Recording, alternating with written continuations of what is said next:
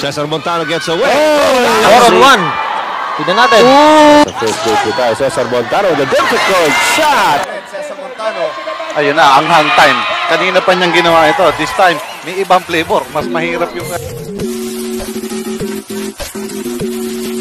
Cesar Montano.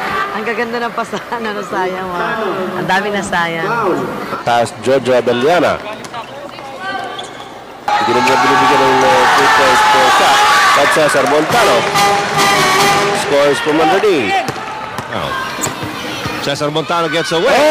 Nice reverse. What a reverse shot by him. You know, that reminded me of Johnny Barrientos' shot against Swift. I remember exactly like that against Nelson. In the second day, that's a first break with tayo. Cesar Montano with a difficult shot. Underneath.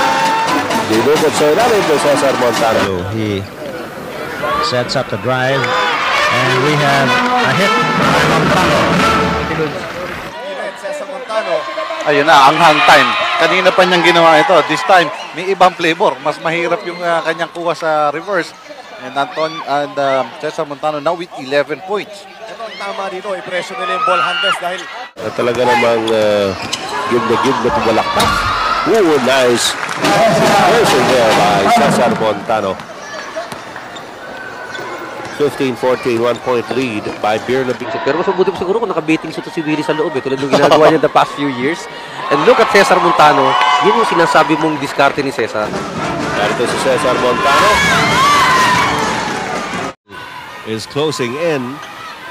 Cesar Montano is open for the shot. Goes to the opposing team as Cesar Montano scores underneath off an assist by Haji Alejandro. But the most errors were committed by Agamulak, who had 8 last night.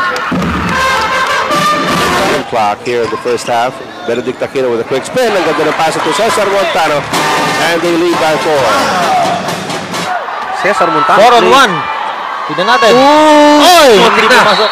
And loose ball foul ang Cesar Montano. Natural yan sa mga player. Pag sumuplay ka, ikaw yung nakaka-foul. Oo. Sa kagustuhan mong mabalik.